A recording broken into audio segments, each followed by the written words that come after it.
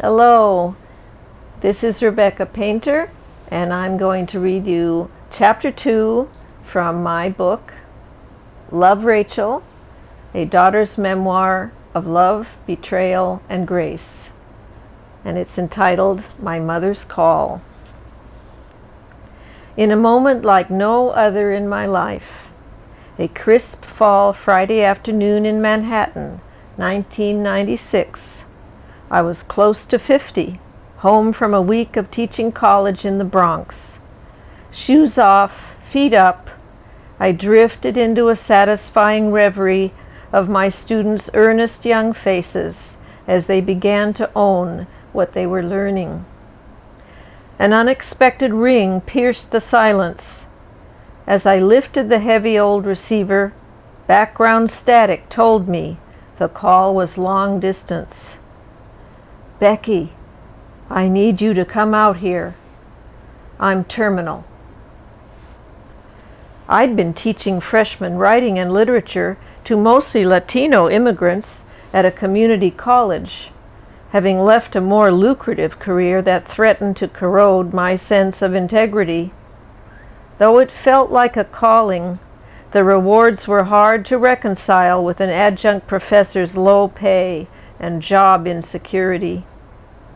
Students had started giving me modest, touching thank you gifts, a pink crystal heart dangling above a small mirrored base, a pair of Asian metal balls that hummed when rolled in the hand to relieve tension, an inscribed plaque from an entire class.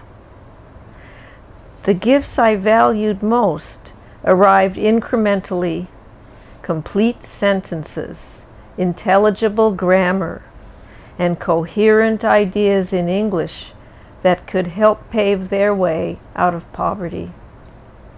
Mom's call came mid-semester when my classes were just hitting their stride. You did tell me that you wanted to take care of me when I was near the end.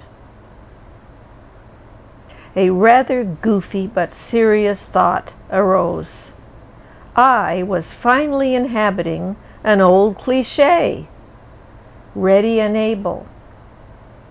For years I'd prayed, verbally and in wordless longing, for the chance to stay with and take care of my mother before she died.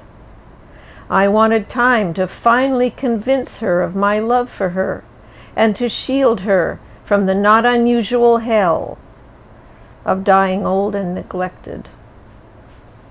During the phone call, a thrill passed over me like a wave of grace as I realized that my prayers had been heard.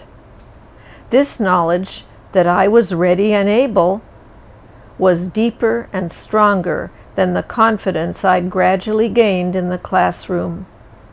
Out popped my childhood name for her, true to my tenderness and vulnerability where she was concerned, heedless of the years I'd spent in so-called adulthood. Of course, Mummy. I've always wanted to. I just need to make a few arrangements. When would you like me to come? She'd been authorized to enter the hospice program, which would provide an array of domestic, medical, social, and spiritual services that would make her final days as free of pain and anxiety as possible. The program required a live-in caregiver. My mother's voice darkened. You'll have to come soon.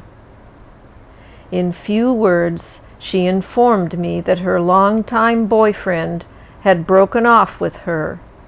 Knowing that she was dying, he'd demanded something that she could not agree to, under threat of leaving her. Why had he chosen this moment to reveal he was capable of cruelty? How about if I come Tuesday? All right, dear. I can manage till then. It was uncanny how everything fell into place for my trip. Instead of panic at the sight of an empty suitcase, I knew just what to pack and trusted that anything I forgot could be obtained while I was out there. A neighbor agreed to collect my mail and water my plants. The English department found other professors to cover my courses. I'd saved a discount coupon for car service to the airport, and the plane was on time. During the 5-hour flight to Seattle, I contemplated the finality of this time with my mother. There was elation at my good fortune to be able to stay with her, tempered by a somber sense of cosmic punctuality, of final reckoning. My mother's life held mysteries I needed to resolve, or at least uncover, for the sake of my remaining life. A gifted nurse, Mom had blessed me with extraordinary care when I was a child suffering for years from a humiliating affliction. But as I grew older, her tender, patient kindness was overtaken by a force entirely alien to healing and nurture. Yet to me, and those who knew her, both in her native New Zealand and in her adopted homeland, she was a great soul, a ministering angel who ennobled others, a sage capable of dispensing life-changing wisdom. On one hand, she was an unsung heroine whose memory did not deserve to fade into obscurity. On the other, I was the anomaly of her life of benevolence. My mother and I seemed to reenact an unresolved version of King Lear in female form and his forsaken daughter Cordelia. From childhood, the truest thing I knew about myself was that I loved my mother and had expressed it without reserve. This remarkable woman, whose grace and wisdom I would be first to acknowledge, had also given me the most intimate taste of what might be called personal evil. I so wanted to find out before the end why someone so loving and inspiring to others would not accept that she was loved by the person most devoted to her, with one possible exception. I'd heard about Douglas, my mother's lost love, since I was a little girl. Only after her death did I discover letters from him that she'd saved and possibly forgotten. They flooded my heart with the spirit of his hope, wit, and devotion to her. After the experiences we shared in the final weeks of her life, the discovery of these letters would reframe my understanding of perhaps the greatest source of pain in my life. A taxi pulled up just as I'd stepped out of the airport van from SeaTac to Bremerton.